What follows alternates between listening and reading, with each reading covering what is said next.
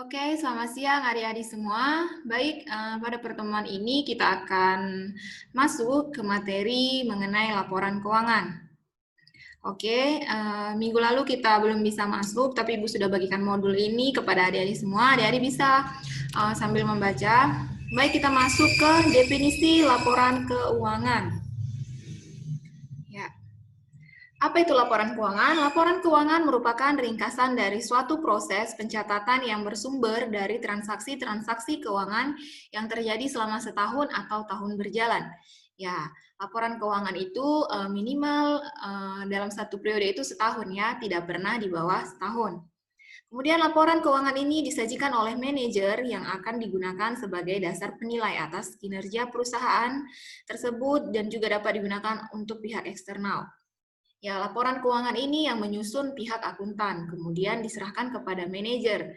Manajer nantinya yang akan menganalisa hasil laporan keuangan tersebut, apakah perlu dilakukan sebuah tindakan atau keputusan dari laporan keuangan yang dihasilkan. Misalkan kalau perusahaan itu memperoleh laba. Nah, manajer tentunya melihat laporan keuangan. Oh, ternyata perusahaan mengalami laba karena penjualan meningkat. Nah, tentunya manajer harus membuat sebuah keputusan, yaitu meningkatkan kembali atau meningkatkan terus laba yang akan mereka peroleh setiap tahunnya. Apabila laporan keuangan tersebut menunjukkan kerugian, tentu saja manajer juga akan membuat sebuah keputusan. Mereka harus meningkatkan penjualan, harus ada yang diperbaiki di dalam misalkan mereka itu menjual sebuah produk apa begitu ya, produknya harus diperbaiki kualitasnya atau harganya dibuat harga yang dapat dijangkau masyarakat, kemudian dilakukan promosi. Nah, itulah gunanya laporan keuangan untuk diambil sebuah keputusan apa yang akan dilakukan untuk lebih meningkatkan keuntungan bagi perusahaan. Begitu juga untuk pihak eksternal. Pihak eksternal itu seperti investor atau penanam modal. Penanam modal perlu melihat laporan keuangan agar mereka tahu apakah mereka akan tetap menanamkan modal tersebut di perusahaan tersebut atau menarik saham yang telah mereka tanam di perusahaan tersebut dan menanam ke perusahaan lain. Oke, kemudian komponen laporan keuangan. Laporan keuangan itu memiliki 5 komponen penting. Yang pertama, laporan laba rugi atau income statement, kemudian perubahan modal atau retained earning statement, kemudian neraca atau balance sheet statement, kemudian laporan arus kas atau cash flow statement, kemudian catatan atas laporan keuangan atau financial of notes. Oke, kita masuk ke laporan laba rugi. Kita masuk ke komponen laporan keuangan yang pertama, laporan laba rugi. Ya, laporan laba rugi ini menunjukkan posisi pendapatan dan beban. Ya, adik-adik pasti sudah tahu ya, apalagi kita sudah pelajarin juga bagaimana menyusun laporan keuangan ini sejak dari kita masih SMA ya, tentunya bagi adik-adik yang SMA-nya dari IPS pasti tahu. Oke, kemudian komponen laba rugi itu apa-apa saja? Ya, itu tentunya ada pendapatan, biaya-biaya atau beban-beban, kemudian laba atau rugi.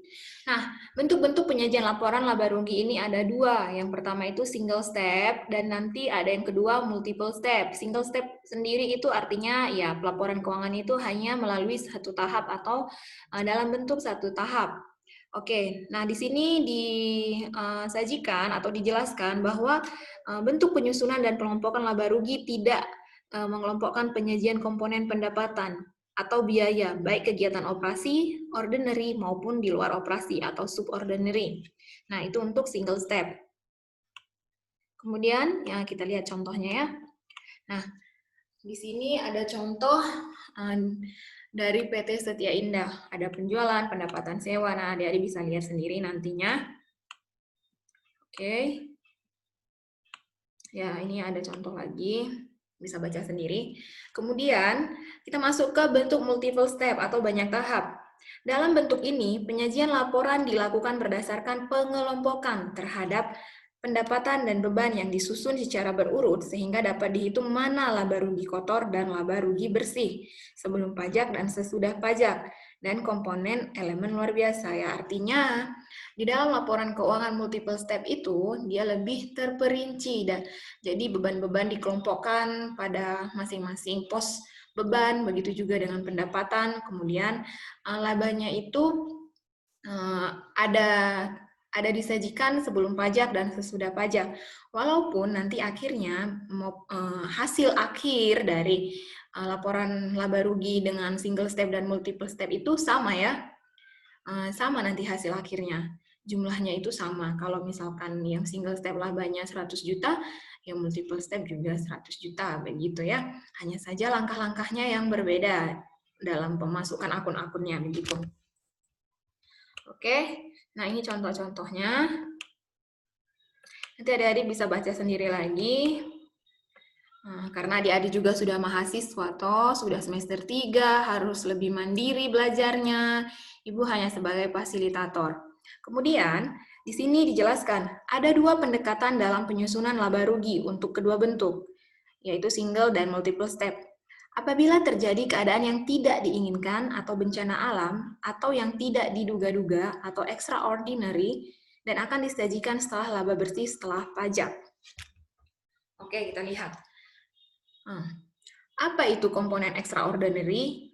Komponen extraordinary ini memiliki ciri-ciri. Yang pertama itu jarang terjadi. Tidak disangka-sangka, tidak diinginkan, nilai kerugian relatif besar. Nah, kita bisa ambil contoh seperti kemarin itu kan ada kejadian seperti lumpur lapindo. Ya, adik-adik masih ingat tidak yang dulu sempat menggemparkan adanya lumpur lapindo? Otomatis itu perusahaan yang terkena dampak dari lumpur lapindo itu pasti akan membuat di dalam laporan keuangannya itu pos luar biasa atau pos extraordinary karena itu ada bencana alam. Kemudian di sini ada 2 pendekatan, di mana pendekatannya itu yang pertama pendekatan all-inclusive. Pendekatan ini akan menunjukkan komponen extraordinary tersebut pada laporan laba rugi. Sedangkan pada perubahan modal tidak berpengaruh. Kemudian pendekatan current operating performance. Pendekatan ini tidak menunjukkan komponen extraordinary tersebut, tetapi akan disajikan nantinya pada laporan perubahan modal.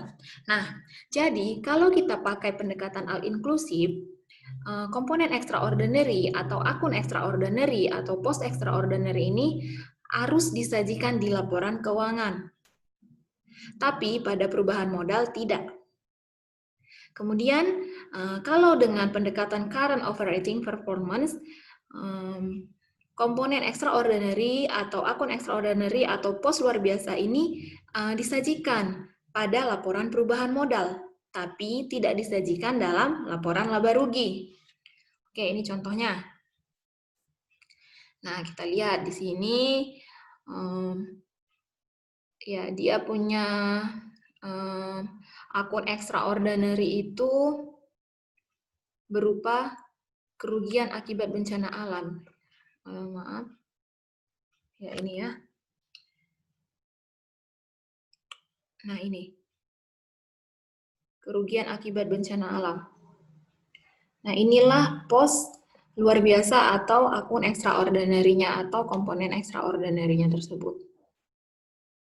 Nah, ini disajikan bagaimana penghitungannya.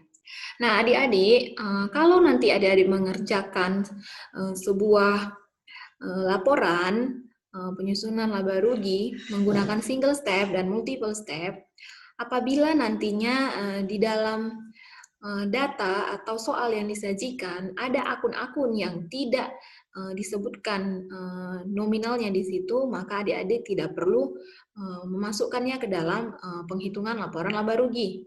Dia kita anggap 0, begitu ya. Oke.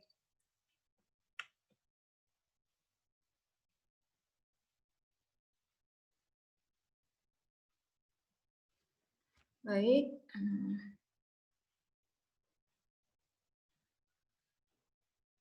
Nah, di sini bisa terlihat ya.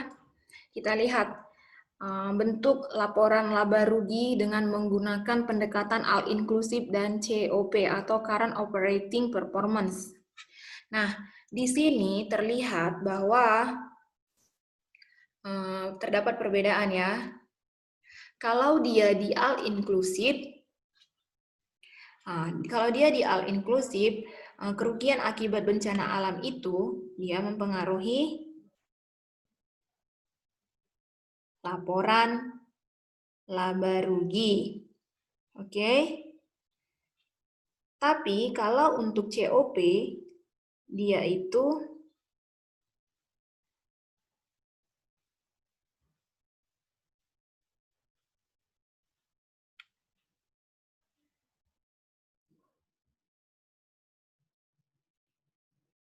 Nah, untuk COP atau Current Operating Performance, kerugian akibat bencana alamnya itu, dia itu dimasukkan di pos luar biasa. Jadi dia tidak masuk di yang laba bersih, dia tidak mempengaruhi laba bersih yang sebelumnya. Kalau tadi all inclusive iya toh, tapi kalau di COP atau Current Operating Performance, dia itu masuknya di pos luar biasa, begitu ya. Dan dia nanti akan lebih ada perbedaannya terlihat ketika nanti menyusun laporan perubahan modal. Ini kan masih menyusun laporan ini masih menyusun laporan laba ruginya. Oke, baik. Ya, kita masuk ke perubahan prinsip akuntansi. Adik-adik, perubahan prinsip akuntansi ini dalam sebuah perusahaan itu hal yang wajar ya, dan itu sering terjadi. Banyak faktor yang menyebabkan itu, mungkin saja perusahaan ingin menaikkan labanya, atau mungkin perusahaan ada alasan lain kenapa ia melakukan perubahan prinsipnya. Nah, di sini dijelaskan perubahan prinsip akuntansi yang digunakan perusahaan ke prinsip yang lebih menguntungkan bisa saja terjadi. Untuk mengantisipasi perubahan tersebut dalam penyajian laporan keuangan, maka perubahan tersebut akan disajikan di antara pos luar biasa dan laba bersih, atau dengan kata lain, disajikan setelah pos luar biasa atau extraordinary. Perubahan tersebut antara lain yang pertama, perubahan metode depresiasi aktiva tetap. Artinya perubahan metode penyusutan aktiva tetap. Kemudian yang kedua, perubahan metode penilaian persediaan. Nah, kemudian perubahan metode pengakuan pendapatan atas kontrak jangka panjang. Nah, di contoh ini kita akan membahas tentang perubahan yang pertama, yaitu perubahan metode depresiasi aktiva tetap. Oke, di sini dikatakan bahwa PT SWOG memutuskan untuk menggunakan metode garis lurus sebagai dasar perhitungan depresiasi aktiva tetapnya mulai tahun 2007. Nah, artinya di tahun 2005 ia menggunakan metode angka tahun, begitu ya. Nah, tapi di 2007 dia mau mengubahnya ke garis lurus, sehingga aktiva tetap tersebut diperoleh pada awal tahun 2005. Nah, awal tahun itu diperoleh harga perolehan itu sebesar 150 juta dengan umur ekonomis 5 tahun. Semula disusunkan dengan metode angka tahun. Nah, artinya 2005 sampai 2006 dia itu metode penyusutannya itu angka tahun. Kemudian sejak 2007 menjadi metode garis lurus. Kemudian laba setelah pos luar biasa sebesar 33 juta. Kita diminta untuk menghitung perubahan nilai yang terjadi akibat perubahan metode dan sajikan dalam laporan laba rugi. Nah, ini dia.